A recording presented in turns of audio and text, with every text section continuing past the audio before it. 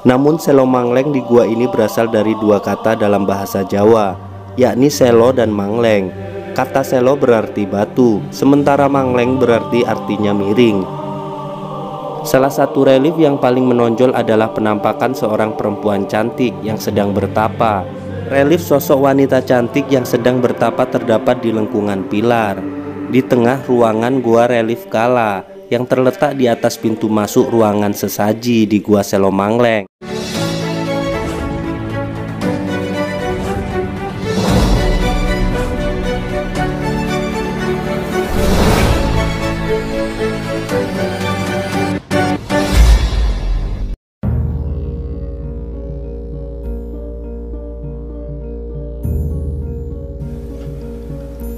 Kabupaten Kediri di Provinsi Jawa Timur begitu lekat dengan sejarah pada masa silam.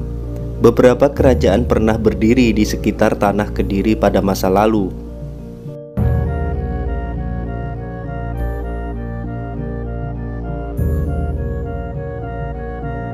Kerajaan masa lalu seperti Tumapel atau Singasari, Kadiri atau Kediri, dan Kahuripan dahulu pernah berjaya di sekitar Kediri. Oleh karena itu, tidak heran jika cukup banyak ditemukan peninggalan sejarah masa lalu kerajaan-kerajaan tersebut. Salah satu peninggalan masa lalu di Kediri adalah sebuah gua bernama Selo Mangleng. Gua yang dulunya merupakan tempat pertapaan ini adalah peninggalan pada masa kerajaan Kahuripan.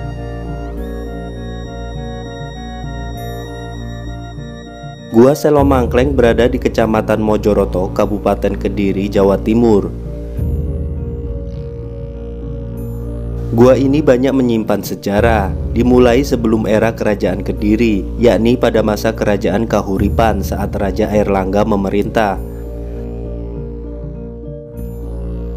Raja Airlangga memiliki putri bernama Sanggramawijaya Tunggadewi yang sebenarnya menjadi pewaris tahta kerajaan Kahuripan dari perkawinan dengan putri Darmawangsa Teguh.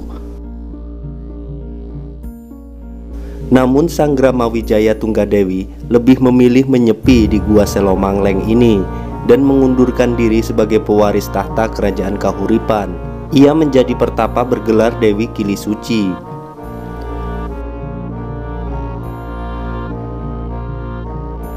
Raja Airlangga kemudian membagi Kahuripan kepada kedua putranya, yakni Sri Samarawijaya sebagai kerajaan Panjalu dan kepada Mapanji Garasakan sebagai kerajaan Jenggala.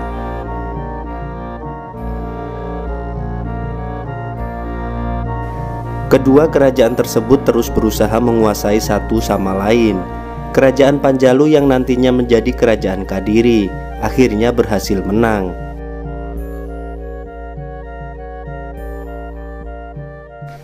Namun Selo Mangleng di gua ini berasal dari dua kata dalam bahasa Jawa, yakni selo dan mangleng.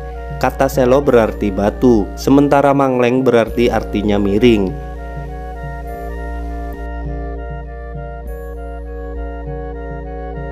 Hal tersebut dikarenakan gua ini sekaligus tampak seperti batu yang miring.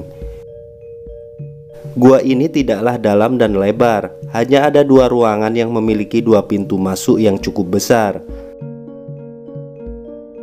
Sementara di dalam ada satu pintu masuk berukuran kecil.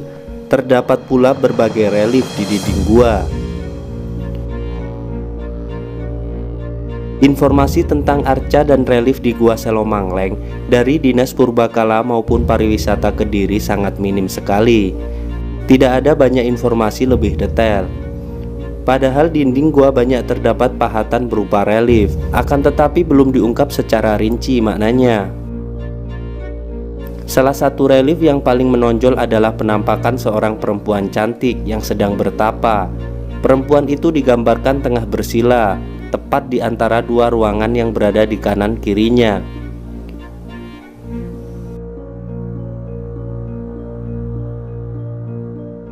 Mungkin saja perempuan cantik ini adalah sosok penggambaran dari Sang Dewi Kili Suci. Relief sosok wanita cantik yang sedang bertapa terdapat di lengkungan pilar. Di tengah ruangan gua relief Kala yang terletak di atas pintu masuk ruangan sesaji di Gua Selo Mangleng.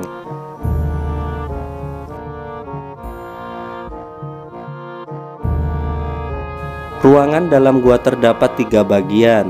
Suasana dalam gua Selo Mangleng walaupun berukuran kecil, namun sinar matahari tidak bisa leluasa masuk, terutama di bagian ruangan sebelah kanan, yakni ruangan persembahan, untuk meletakkan sesaji dan dupa. Juga ruangan sebelah kiri yang terdapat pintu masuk berukuran kecil dan tinggi, sehingga jika kita ingin memasuki ruangan pertapaan ini sedikit memanjat karena letaknya yang lebih tinggi dari ruangan-ruangan gua yang lain. Ruangan sebelah kanan gua Selo Mangleng ada sebuah altar untuk meletakkan sesaji dan dupa. Ruangan sebelah kiri gua Selo Mangleng dulunya digunakan oleh Dewi Kili Suci untuk bertapa, tempat mengheningkan cipta, rasa, dan karsa, menyucikan batin dan mendekatkan diri kepada Sang Maha Pencipta.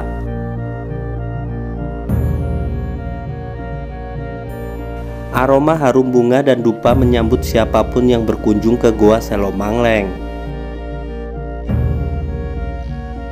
Karena di gua ini pada saat-saat tertentu masih digunakan sebagai tempat hening oleh penganut kearifan lokal yang sangat menjunjung tinggi peninggalan para leluhur yang dianggap suci dan memiliki nilai sejarah yang tak ternilai.